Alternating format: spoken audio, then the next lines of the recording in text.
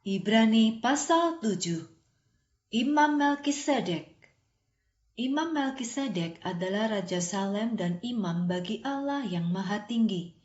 Ia bertemu dengan Abraham ketika Abraham pulang dari mengalahkan raja-raja. Pada hari itu, Imam Melkisedek memberkati Abraham.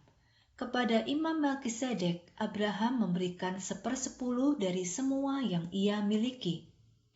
Nama Melkisedek, Raja Salem berulang. Nama Melkisedek, Raja Salem, memiliki dua arti. Arti yang pertama, Raja Keadilan, dan arti yang kedua, Raja Damai. Tidak ada satu orang pun yang mengetahui siapa ayah atau ibunya, serta dari mana asalnya. Juga tidak ada yang tahu kapan ia lahir atau mati. Seperti anak Allah, Melkisedek menjadi imam selama-lamanya. Melkisedek pastilah seseorang yang sangat agung, sehingga Abraham, bapa leluhur kita, menyerahkan kepadanya 1/10 dari seluruh rampasan perang. Ulang. Melkisedek pastilah seseorang yang sangat agung, sehingga Abraham, bapa leluhur kita, menyerahkan kepadanya 1/10 dari seluruh rampasan perang yang ia menangkan. Sekarang, hukum Taurat menentukan bahwa keturunan dari suku Lewi yang menjadi imam harus mendapatkan 1/10 dari umat Israel, yaitu saudara-saudaranya, walaupun mereka sama-sama keturunan Abraham.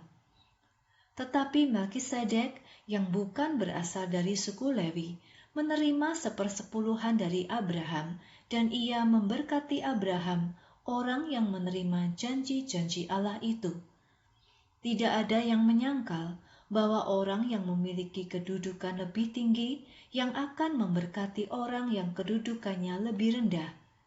Dalam hal ini, 1/10 diterima oleh para iman. Ulang. Dalam hal ini, 1/10 diterima oleh para imam yang adalah manusia yang sekarang hidup walaupun nanti akan mati. Tetapi Imam Melkisedek mendapat 1/10 dari Abraham dan ia tetap hidup seperti yang dicatat kitab suci. Dapat juga dikatakan orang-orang Lewi menerima 1/10, tetapi orang-orang Lewi juga membayar 1/10 melalui Abraham.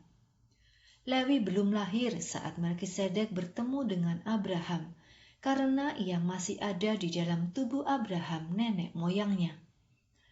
Jika kesempurnaan bisa dicapai melalui keimaman orang-orang Lewi, yaitu atas dasar melakukan hukum Taurat, mengapa masih akan datang lagi imam yang lain?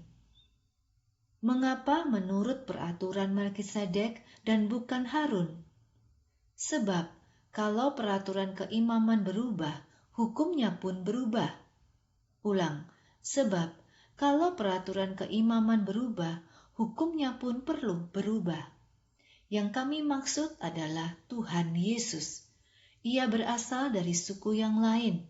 Belum ada seorang pun dari suku itu yang pernah melayani sebagai imam di altar. Kita tahu Tuhan kita berasal dari suku Yehuda. Dan Musa tidak pernah mengatakan apa-apa berkaitan dengan suku Yehuda sebagai imam-imam. Yesus adalah imam seperti Melkisedek. Hal yang dikatakan ini menjadi semakin jelas ketika imam lain muncul seperti Imam Melkisedek. Tuhan Yesus menjadi imam bukan berdasarkan peraturan keturunan secara fisik, tetapi dari kuasa kehidupan yang tidak akan pernah binasa.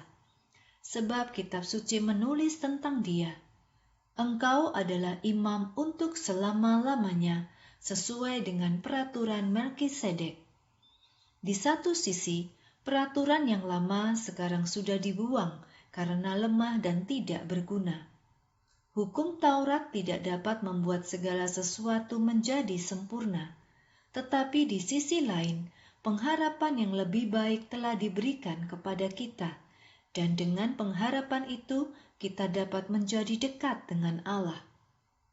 Dengan sumpah Allah membuat janji, ketika menjadikan Yesus sebagai imam besar, sedangkan imam yang lain mendapatkan jabatannya tidak dengan sumpah. Tetapi Yesus menjadi imam besar dengan sumpah, yaitu ketika Allah berkata kepadanya, "Tuhan telah bersumpah dan ia tidak akan berubah pikiran. Engkau menjadi imam untuk selama-lamanya." Karena sumpah itu, maka Yesus telah menjadi jaminan dari perjanjian yang lebih baik antara Allah dengan umatnya. Dan ada banyak orang yang sudah menjadi imam. Sebab setelah mereka mati, harus ada imam lain yang menggantikan tugas mereka. Yesus hidup untuk selama-lamanya, sehingga ia tidak akan pernah berhenti menjabat sebagai imam. Karena itu, melalui dirinya sendiri, Kristus dapat menyelamatkan dengan tuntas orang-orang yang datang kepada Allah. Ia akan hidup selama-lamanya untuk menjadi perantara bagi mereka dan Allah. Imam besar seperti Yesuslah yang kita perlukan, yaitu imam besar yang kudus dan yang tidak memiliki dosa dalam dirinya, suci, dipisahkan dari orang-orang berdosa, dan ditinggikan melebihi tingginya langit. Yesus tidak seperti imam-imam yang lain, karena mereka masih harus mempersembahkan kurban setiap hari. Pertama, untuk dosa mereka sendiri, dan kemudian untuk dosa-dosa umat. Tetapi Yesus tidak perlu melakukan itu. Ia hanya mempersembahkan kurban, yaitu dirinya sendiri, satu kali untuk selamanya. Hukum Taurat menentukan manusia yang lemah sebagai imam-imam besar. Tetapi setelah hukum itu, Allah membuat sumpah yang menunjuk anaknya sebagai imam besar yang sempurna selama-lamanya.